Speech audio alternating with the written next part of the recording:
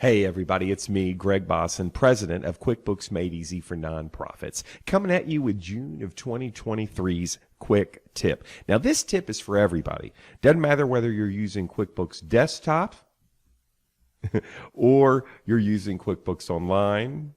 Doesn't matter which one you're using. This tip is specifically for all of you. And the reason why is because what we're going to be doing with this tip is we're going to be kind of exploring how the names appear on transaction reports, customer names, vendor names, how they appear on transaction reports when you're looking at lists of transactions, because the way that they appear is kind of weird. It's not what you would normally expect, and it's different in desktop than it is in online. Okay, so they're different.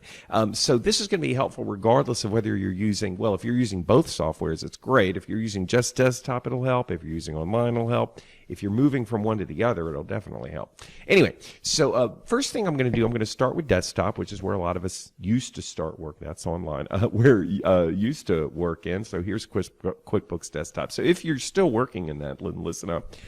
If you've moved to online, I still want you to listen up. So here we are looking at a profit and loss. Okay, so the name of the game is how do the names appear on transaction reports? So most of the time, the names appear when you click on an individual number. You kind of zoom in to get the details. So this is printing and reproduction. I'm going to double click on it and you'll get this report. And there are these names here.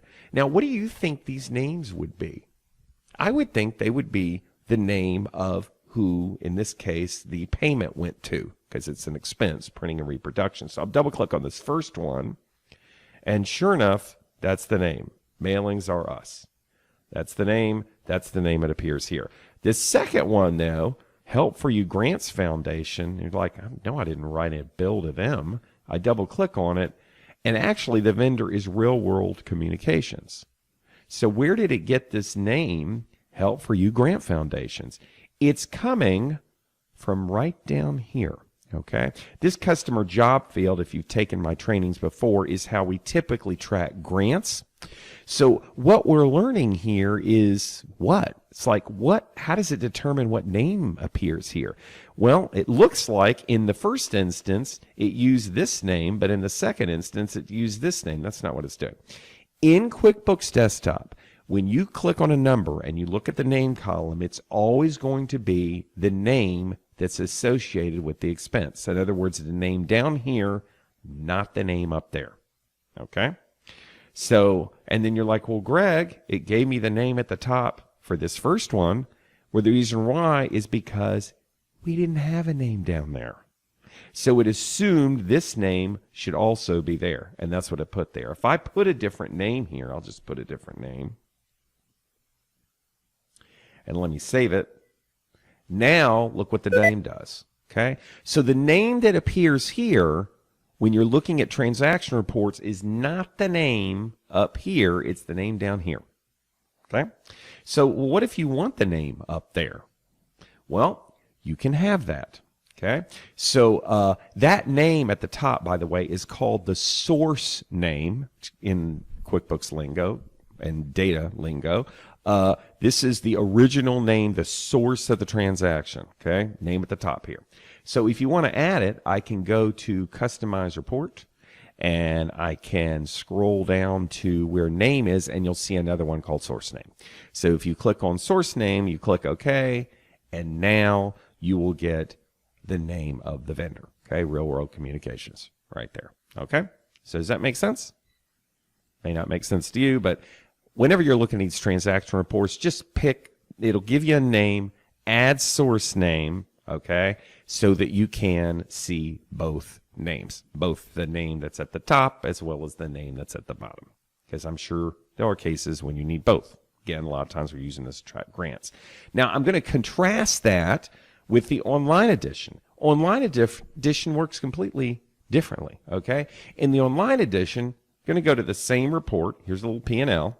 Okay, and we're going to go down here to printing and reproduction 371052, and when I clicked on it, and I already clicked on it, you get this report. Okay, so this looks the same, but this name, look at that, the original name is giving me the name of the vendor. Let me double click on this one. The original name is giving me the name of the vendor, okay? Not the name down here. So in QuickBooks Online Edition, it works differently. In QuickBooks Online, the name up here is what you would normally think. It is the name at the top. It is the source name, okay? So just note the difference here. In QuickBooks Online, in QuickBooks Desktop, the name here is the name that's at the bottom of the transaction down here. Whereas in QuickBooks Online, the name here is the name that appears at the top of the transaction, okay? Well, can I add the bottom name here so I can see what grant things are pointed to? You absolutely can.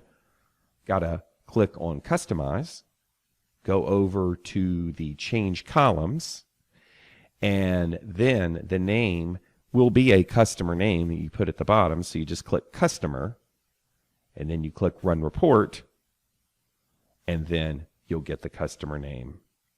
And there it is over there. Okay.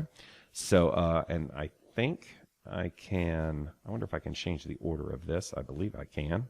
Yeah, reorder columns so that I can get the customer name next to the vendor name. There we go. Now I'll run the report. There we go. Okay, so there's the customer name, the vendor name. And notice here, unlike with the desktop, customer name's blank because on this one, I didn't put a name. Didn't put a name here. Okay. Whereas in the desktop version, it assumed the name and copied it from up there down here. The online edition didn't do that. Yeah. By the way, one more thing. If you're in the online edition and you're looking at this bill or check or whatever the transaction window is and you don't see a customer column here, yours might just say donor or client. That just means it's named differently in your data file. That's fine. But if you don't see a name at all, it's because there's a preference you have to turn on. So I'm going to go into my little preferences. I'm going to go into the gear at the top right and go to Account and Settings. That's where our preferences are, little features we can turn on or off. I'm going to open that up. And I'm going to go down to the Expenses section. And this thing right here, Track Expenses and Items by Customer. This little thing right here, make sure this is on, okay?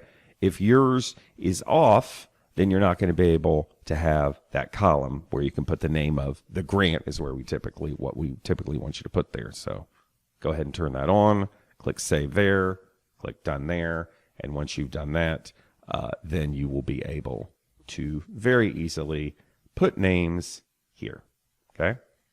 And then you know how to get them now on the reports. You simply have to add the column by going over to Customize and Change Columns. All right. So I think that's it. If you are interested in any more of my trainings, if you go to QuickBooksMadeEasy.com and you click Webinars right here, you will see we have Mastering QuickBooks. This is a webinar I'm doing for GrantStation. We're doing it for the desktop version. This is a 2-day webinar series. We're doing it for the desktop version on August the 2nd and 3rd, and then the 8th and 9th, we're doing it for the online edition. And then if you're interested in getting technical support from us, where we can answer your questions, we can even remote in. You just click on Tech Support here. If you don't have a tech support agreement with us, it's 24 hours a day, 7 days a week, and you will be talking to one of 4 people that know everything you need to know about QuickBooks if you are a nonprofit. So feel free to sign up here. You can pick your duration, pick which version you're in, and I think that's it. I hope you enjoyed the tip.